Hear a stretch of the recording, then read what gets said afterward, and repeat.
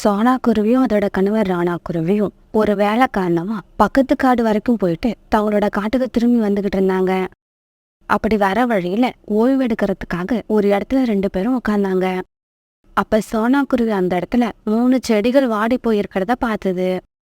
ராணாஜி, அங்க பாருங்க, 3 செடிகள் நீர் இல்லாம வாடிக்கிட்டு இருக்கு. அதை பார்க்க எனக்கு ரொம்ப கஷ்டமா இருக்கு. ஆமா சோனா, இப்படியே நீர் கிடைக்காமல் இருந்தா இந்த செடிகள் இறந்து போறதுக்கும் சந்தர்ப்பம் இருக்கு.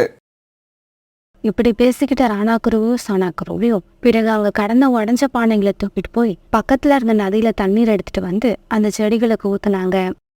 கொஞ்ச நேரம் கழிச்சு மெதுவா அந்த செடிகள் எல்லாம் தங்களோட கண்ணை திறந்து தண்ணி ஊத்தின ராணா குருவியும் சோனா குருவியும் பார்த்தாங்க. குருவிகளே, நாங்கெல்லாம் தண்ணீர் இல்லாம இவ்வளவு நேரம் மயக்கத்துல இருந்தோம். எங்களுக்கு உயிர் உண்டாக்குன உங்களுக்கு ரொம்பவும் நன்றி.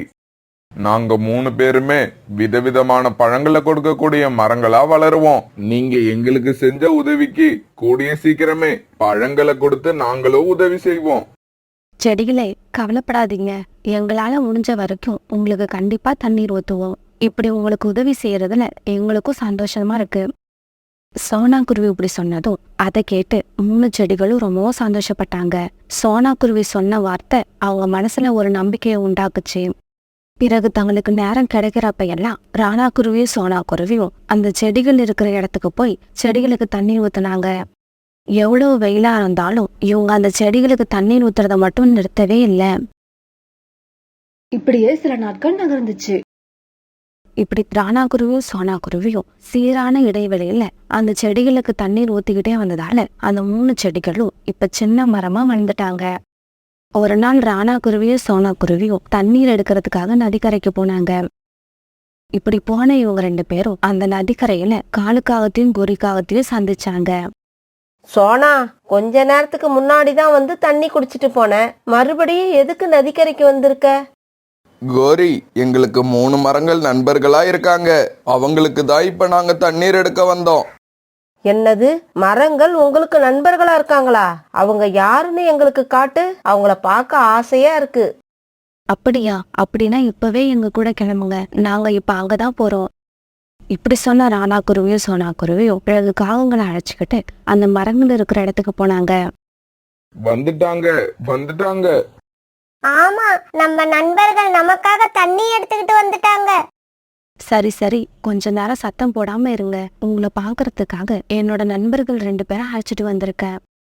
காலு, கோரி, இந்த மரம் மாமரம், அடுத்து இருக்கிறது கொய்யா மரம், 3ஆவதா இருக்கிறது வாழை மரம். சோனா, இதுக்கப்புறம் உங்களுக்கு என்ன கவலை? வரப்போற குளிர்காலத்துல உங்களுக்கு உணவை பத்தின கவலையே இருக்காது. நினைச்ச நேரத்துல நினைச்ச பழம்னு வயிறார சாப்பிடுவீங்க. கோரி அக்கா, எங்களுக்கு பழங்கள் கிடைக்கும்னு எதிர்பார்த்து இந்த மரங்களுக்கு நாங்க தண்ணீர் ஊத்தல. இவங்களுக்கு தண்ணீர் ஊத்த ஆரம்பிச்சதுக்கு அப்புறம் இவங்க மேல எங்களையும் அறியாம எங்களுக்கு ஒரு பாசம் வந்துருச்சு. இவங்க நாளைக்கு எங்களுக்கு பழங்களை கொடுக்கலாம், கொடுக்காமலும் போகலாம். எப்படி இருந்தாலும் நாங்க அதை பத்தி கவலையே பட மாட்டோம். இவங்க பழங்களை கொடுக்காட்டி கூட இவங்க மேல நாங்க வச்ச அன்பு மாறாது. நண்பர்களே, நாங்களும் உங்க மேல ரொம்ப அன்பு வச்சிருக்கோம். எப்பவும் நீங்க எங்களை விட்டுட்டு எங்கேயும் போயிடாதீங்க. கவலைப்படாதீங்க நண்பர்களே, உங்களை விட்டுட்டு நாங்க எங்கேயுமே போக மாட்டோம். இப்படி சொன்ன ராணா குருவியும் சோனா குருவியும் பிறகு அந்த மரங்களுக்கு தண்ணி ஊத்த ஆரம்பிச்சாங்க. குருவிகளும் அந்த மரங்களும் இப்படி நண்பர்களா பழகிறத காலுக்காகத்தாலையும் கோரிக்காகத்தாலையும் தாங்கவே முடியல. அவங்களுக்கு பொறாமையா இருந்தது. வீட்டுக்கு போன காகங்கள் 2 பேரும் அந்த மரங்களை பத்தியே பேசிக்கிட்டு இருந்தாங்க. காலுஜி, வரப்போற குளிர்காலத்துக்காக நாம கஷ்டப்பட்டு அலைஞ்சு திரிஞ்சு வீடு பூரா தானியங்களையும் பழங்களையும் கொண்டு வந்து வச்சிருக்கோம். ஆனா இந்த குருவிங்க 2 பேரும் ரொம்ப ஈஸியா அந்த 3 மரத்துக்கு தண்ணீர் ஊத்தி அவங்களோட வேலையை முடிச்சுக்கிட்டாங்க. கோரி, இது எப்படி தெரியுமா இருக்கு? கஷ்டப்பட்டு அலைஞ்சு திரிஞ்சு உணவு சேகரித்த நாம முட்டாள்களாயிட்டோம். நதியில இருந்து எப்பவாவது ஒரு பானை தண்ணி கொண்டு போய் ஊத்துன குருவிங்க 2 பேரும் இப்ப புத்திசாலி ஆயிட்டாங்க. இல்ல காலுஜி, இப்படியெல்லாம் இந்த விஷயத்தை விடக்கூடாது. இப்ப கஷ்டப்படாத இந்த குருவிகள் 2 பேரும் குளிர்காலத்துல உணவுக்கு கஷ்டப்படுறத நாம பார்க்கணும். அவ்வளவுதானே, இந்த வேலையை என்கிட்ட விடு, நான் சிறப்பா செஞ்சு முடிச்சிடுறேன். இப்படி பேசிக்கிட்ட காகங்கள் பிறகு அப்படியே படுத்து தூங்க ஆரம்பிச்சாங்க. மறுநாள் காலையில எழுந்ததும் காலுக்காக கோரிக்காகத்தை கூப்பிட்டுக்கிட்டு அந்த மரங்கள் கிட்ட போச்சு. இப்படி போனவங்க அந்த மரங்களுக்கு பக்கத்துல நின்று இப்படி பேச ஆரம்பிச்சாங்க. கோரி, இந்த 3 மரங்களையும் பார்த்தா ரொம்ப பாவமா இருக்கு. இந்த குருவிங்க தங்களோட சுயநலத்துக்காக இந்த மரங்களை இன்னும் இங்கேயே வச்சிருக்காங்க. ஆமாம் காலுஜி, நதிக்கு அந்த பக்கம் சொர்க்கம் மாதிரி ஒரு காடு இருக்கிறது இந்த மரங்களுக்கு தெரியாது. தெரிஞ்சிடுச்சுன்னா இந்த குருவிகளோட பேச்சை இவங்க நம்ப மாட்டாங்க. இப்பவும் ஒண்ணு கெட்டு போகல. இந்த மரங்கள் ஒரு வார்த்தை சொன்னா போதும், நாம இப்பவே இவங்களை தூக்கிக்கிட்டு போய் அந்த காட்டுல நட்டு வச்சிடலாம். அதுக்கப்புறம் இவங்களுக்கு எந்த கவலையும் கிடையாது. அந்த காட்டுல இங்க இருக்கிற மாதிரி வெயில் கொடுமை கிடையாது. இவங்க நினைக்கிறப்பெல்லாம் தண்ணீர் கிடைக்கும். யாரோட உதவியை எதிர்பார்க்காம இந்த மரங்கள் சந்தோஷமா வாழலாம். இங்க பாருங்க, இதெல்லாம் நாம சொன்னா இந்த மரங்கள் நம்ப மாட்டாங்க. நமக்கு என்ன, அவங்க தலையெழுத்துப்படி நடக்கட்டும். வாங்க நாம வீட்டுக்கு போவோம். அங்க இருந்த 3 மரங்களும் காகங்கள் இப்படி பேசிக்கிறத உன்னிப்பா கவனிச்சாங்க. காகங்களே, நீங்க சொல்றது உண்மையா? நதிக்கும் அந்த பக்கம் உள்ள காடு சொர்க்கம் மாதிரியா இருக்கும்? எங்களை மாதிரி மரங்கள் வாழக்கூடிய இடமா அது? ஆமா, ரொம்பவும் அழகான உலகம் அது. அந்த உலகத்துக்கு போனா நீங்களும் அழகா மாறிடுவீங்க. அங்க போனா எங்களுக்கு யார் உதவியும் தேவைப்படாதா? கண்டிப்பா தேவைப்படாது. உங்களுக்கு தேவைப்பட்டது எல்லாமே அங்க உங்க பக்கத்திலேயே இருக்கும். காகங்களே, தயவு செய்து எங்களையும் அங்க கொண்டு போய் விட்டுருங்க. நாங்களும் உங்க கூட வரோம்.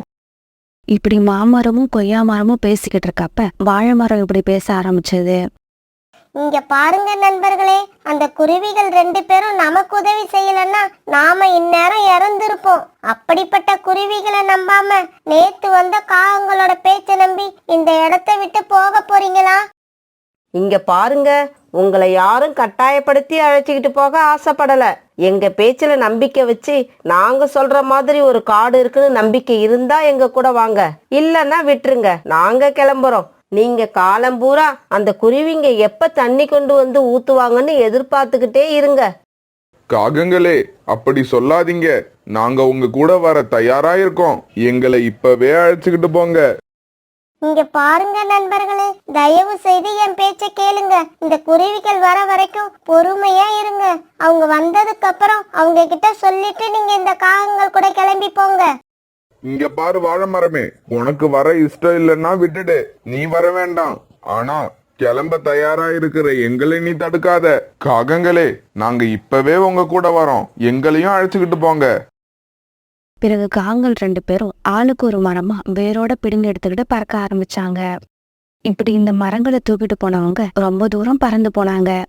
காகங்களே, இன்னும் எவ்வளவு தூரம் இருக்கு? எங்களுக்கு இப்பவே ரொம்ப தாகமா இருக்கு. எங்களை சீக்கிரம் அந்த காட்டுக்கு அழைச்சுக்கிட்டு போங்க. மரங்களே, கொஞ்சம் பொறுமையா இருங்க. நீங்க போய் சேர வேண்டிய இடம் இதோ வந்துருச்சு.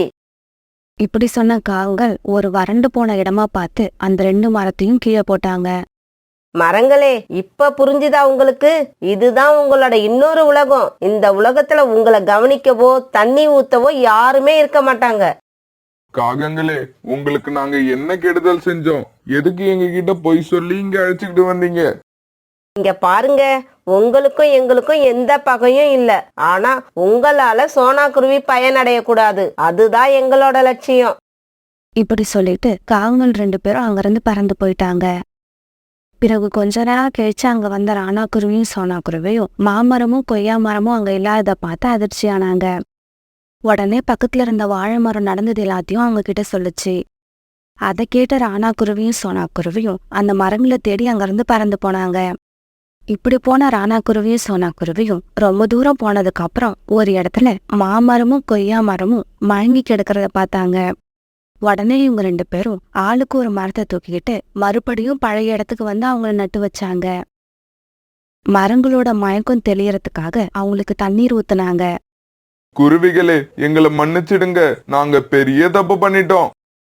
ஆமா, உங்களை சந்தேகப்பட்டது எவ்வளவு பெரிய தப்புன்னு இப்ப புரிஞ்சுக்கிட்டோம். இனி எங்களோட வாழ்க்கையில உங்க பேச்சு தவிர வேற யார் பேச்சையும் நம்ப மாட்டோம். என்ன பண்றது, உங்கள மாதிரி மரங்களுக்கு கெட்டது நடந்ததுக்கு அப்புறம் தான் புத்தி வரும்.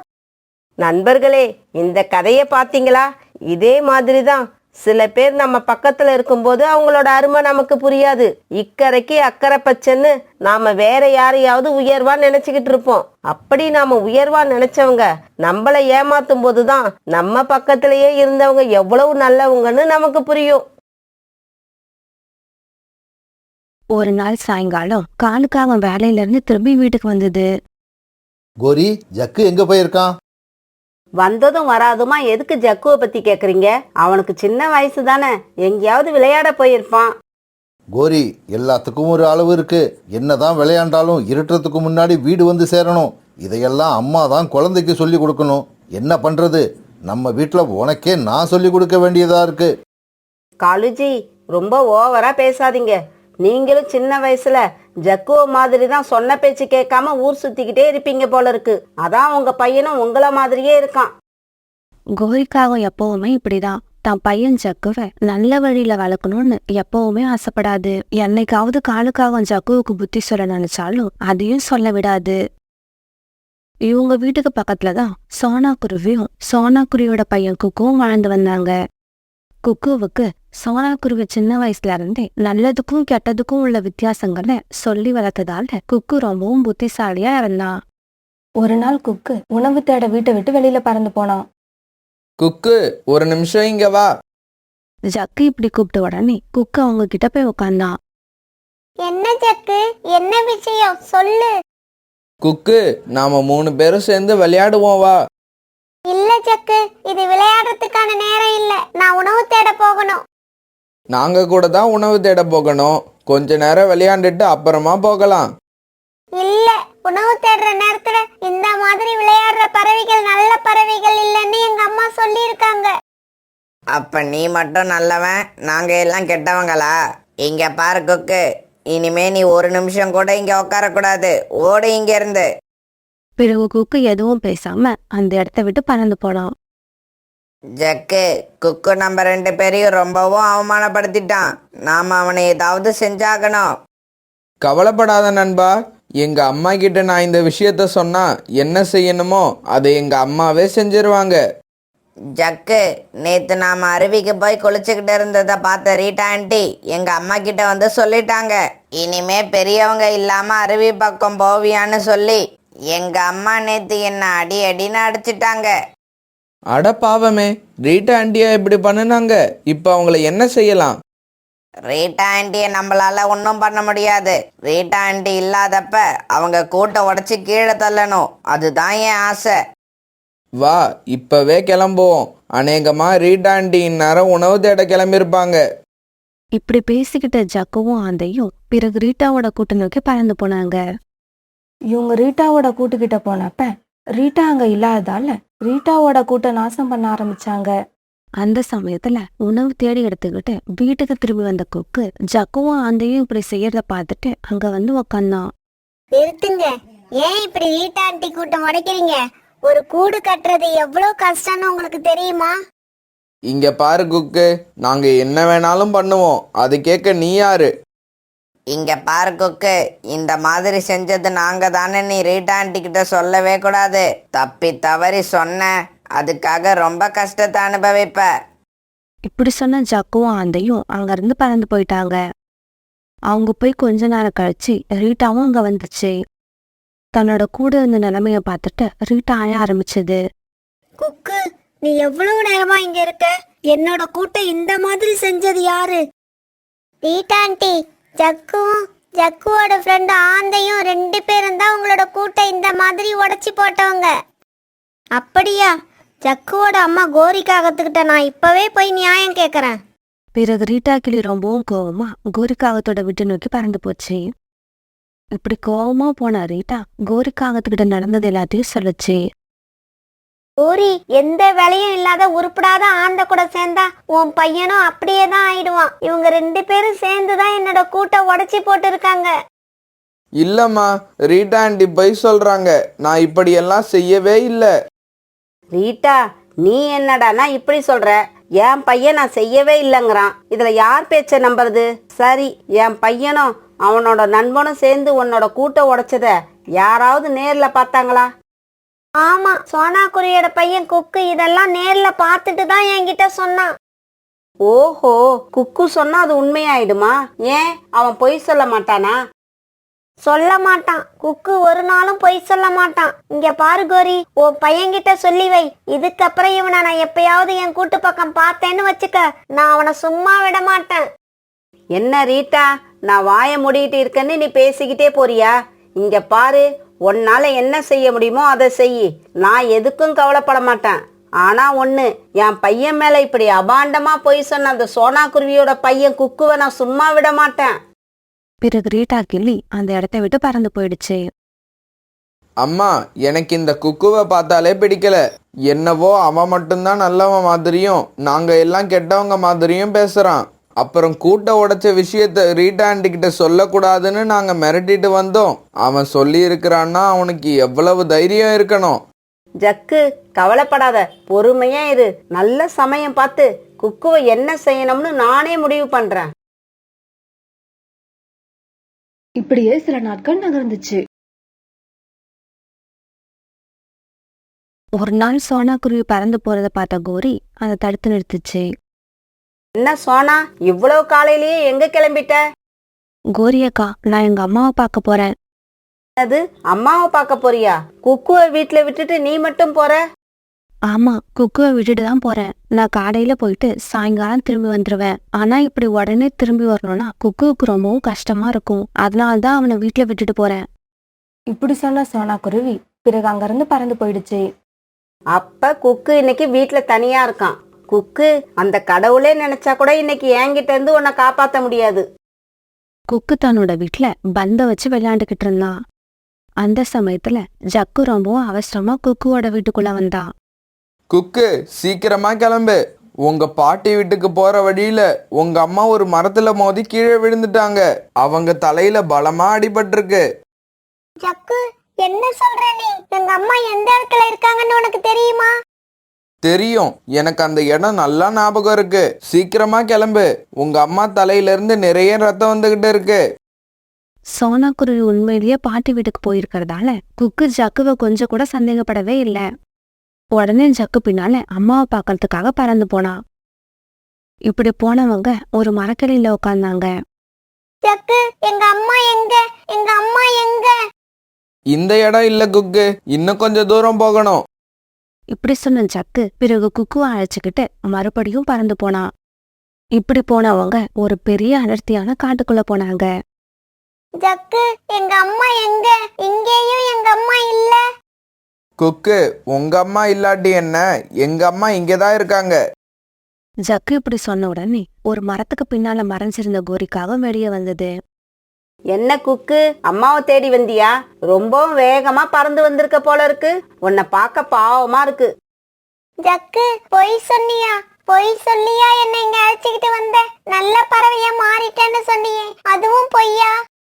இங்க பாரு குக்கு, நாங்கெல்லாம் கனவுல கூட நல்ல பறவையா மாறணும்னு ஆசைப்பட மாட்டோம். நீ எங்க கிட்ட வந்து வசமா மாட்டிக்கிட்ட. இங்க இருந்து நீ தப்பிக்கவே முடியாது. ஜக்கு இப்படி சொன்ன உடனே குக்குவோட மூளை வேகமா வேலை செஞ்சது. அந்த இடத்த விட்டு நம்ம உடனே கிளம்பணும்னு முடிவு பண்ணின குக்கு அங்கிருந்து வேகமா பறக்க ஆரம்பிச்சான். ஜக்கு, என்னடா குக்கு பறந்து போய்கிட்டு இருக்கான், வேடிக்கை பார்த்துட்டு நிக்கிற? சீக்கிரம் பறந்து போய் அவனை பிடிப்போம், வா. பிறகு கோரிக்காகவும் ஜக்குவும் குக்குவை பிடிக்க அவன் பின்னாலேயே வேகமா பறந்து போனாங்க. குக்கு இவங்க கிட்ட இருந்து தப்பிச்சு போகணுன்ற எண்ணத்துல ரொம்பவும் வேகமா பறக்க ஆரம்பிச்சான். இன்னும் கொஞ்சம் தூரம் போனா போதும், இந்த காட்டை விட்டு நம்ம வெளியில போயிடலாம். அதுக்கப்புறம் கண்ணுல படுற பறவைகள் கிட்ட நாம உதவி கேட்கலாம். இப்படி நினைச்சு வேகமா பறந்து போய்கிட்டு இருந்த குக்குவால அதுக்கு மேல பறக்க முடியல. அதனால ஒரு இடத்துல உட்காந்து மூச்சு வாங்க ஆரம்பிச்சான். இதுக்கு மேல நம்மளால பறக்க முடியாது. இங்கேயே உட்கார்ந்து இருந்தா கோரி ஆண்டி எப்படியும் நம்மள வந்து பிடிச்சிருவாங்க. இப்படி யோசிச்ச குக்கு பக்கத்துல ஒரு இடத்துல நிறைய பூச்செடிகள் அடர்த்தியா இருக்கிறத பார்த்தான். உடனே குக்கு அந்த பூச்செடிகளுக்குள்ள போய் மறைஞ்சுக்கிட்டு வெளியில நடக்கிறத வேடிக்கை பார்க்க ஆரம்பிச்சான். அம்மா, குக்கு எங்க போனா? திடீர்னு மறைஞ்சு போயிட்டான். ஜக்கு, இது வரைக்கும் குக்கு பறந்து வந்ததை நான் பார்த்தேன். அவன் இங்கதான் எங்கேயாவது ஒளிஞ்சிருக்கணும். நல்லா தேடி பாரு. கோரிக்காக இப்படி சொன்ன உடனே ஜக்கு சுத்தியும் முத்தியும் பார்த்தான். குக்கு, நீ ஒளிஞ்சிருக்க இடத்த கண்டுபிடிச்சிட்டேன். இனிமே நீ தப்பிக்க முடியாது. இதோ வந்துட்டேன் குக்கு, இப்பவே வந்துட்டேன். பூச்செடிகளுக்குள்ள மறைஞ்சிருந்த குக்கு ஜக்குவோட இந்த பேச்சு கேட்டதும் ரொம்பவும் பயந்து போயிட்டான். உடனே மெதுவா எட்டி பார்த்தான். ஆனா ஜக்கு பக்கத்துல இருந்த மரத்துல ஒரு பொந்த பார்த்து இப்படி பேசிக்கிட்டு இருந்தான். இப்படி சொன்ன ஜக்கு அந்த பொந்துக்குள்ள போனான். குக்கு, மரியாதையா வெளியில வந்துரு. ஜக்கு இப்படி சத்தம் போடவே அந்த பொந்துக்குள்ள தூங்கிட்டு இருந்த பாம்பு ஒண்ணு கோபத்தோட வந்து ஜக்குவை கடிச்சிருச்சு. இப்படி பாம்பு கிட்ட கடிப்பட்ட ஜக்கு மரத்துல இருந்து கீழே விழுந்து கதறி துடிச்சான். அம்மா, பாம்பு கடிச்சிருச்சு, என்ன பாம்பு கடிச்சிருச்சு, எப்படியாவது என்ன காப்பாத்துங்க. பதற்றத்துல என்ன பண்றதுன்னு தெரியாத கோரிக்காகவும் அழ ஆரம்பிச்சது. ஐயோ, இப்ப நான் என்ன பண்ணுவேன்? என்னோட பையனை பாம்பு கடிச்சிடுச்சு. இந்த இடத்துல எனக்கு உதவி செய்ய கூட யாருமே இல்ல. குக்கு ஆபத்துல மாட்டணும்னு நினைச்சு இங்க வந்தேன். ஆனா இப்ப என்னோட பையனே ஆபத்துல மாட்டிட்டான். யாராவது காப்பாத்துங்க, யாராவது காப்பாத்துங்க. பிறகு நடந்ததை புரிஞ்சுக்கிட்ட குக்கு வெளியில வந்து கோரிக்காகத்துக்கிட்ட இப்படி பேச ஆரம்பிச்சான். கோரி ஆண்டி, இப்படி அழுதுகிட்டு இருந்தா புண்ணியம் இல்ல. சீக்கிரமா ஜக்குவுக்கு வைத்தியம் பார்த்தாகணும். குக்கு, இங்க இருந்து ஹாஸ்பிட்டல் ரொம்ப தூரம் இருக்கு. அங்க தூக்கிட்டு போற வரைக்கும் என் பையன் உயிரோடு இருக்க மாட்டான். கோரி ஆண்டி, இங்க பக்கத்துல ஒரு நாட்டு வைத்தியர் இருக்காரு. எனக்கு அவரை தெரியும். நீங்க ஜக்குவை தூக்கிக்கிட்டு என் பின்னாலேயே பறந்து வாங்க. இப்படி சொன்ன குக்கு முன்னால பறந்து போக கோரிக்காகம் ஜக்குவை தூக்கிட்டு பின்னாலேயே பறந்து போச்சு. பிறகு அந்த வைத்தியர் பச்சிலை முளையில பறிச்சுட்டு வந்து கசக்கி ஜக்குவோட வாயில 4 சொட்டு விட்டாரு. இங்க பாருங்க, இன்னும் 2 மணி நேரம் உங்க பையன் நல்லா தூங்குவான். அதுக்கப்புறம் தான் நீங்க அவனை அழைச்சிக்கிட்டு போகணும். அது வரைக்கும் எல்லாரும் இங்கேயே வெயிட் பண்ணுங்க. வைத்தியர் சொன்னதை கேட்ட கோரிக்காகத்துக்கு அப்பதான் உயிரே வந்தது. குக்கு, என்ன மன்னிச்சிடு. நான் செய்ய இருந்த பெரிய தப்புக்கு எனக்கு தண்டனை கிடைச்சிடுச்சு. இனி என்னோட வாழ்நாள்ல அடுத்தவங்களுக்கு கெடுதல் செய்யணும்னு நினைக்கவே மாட்டேன். கோரிக்காகம் இப்படி மனசு மாறினதை நினைச்சு குக்குவும் சந்தோஷப்பட்டான். குக்கு, நீ இங்கேயே இரு. இதோ இப்ப நான் உடனே வந்துடுறேன். ஆண்டி, என்னை தனியா விட்டுட்டு நீங்க எங்க போறீங்க? இல்ல குக்கு, இப்ப உங்க அம்மா பாட்டி வீட்ல இருந்து திரும்பி வர்ற நேரம். சோனா குருவிக்கிட்ட எல்லா உண்மையும் சொல்லி மன்னிப்பு கேட்டு சோனாவையும் இங்க அழைச்சிக்கிட்டு வரேன். இப்படி சொன்ன கோரிக்காகம் பிறகு அழுதுகிட்டே சோனா குருவி அம்மா வீட்டை நோக்கி பறந்து போச்சு.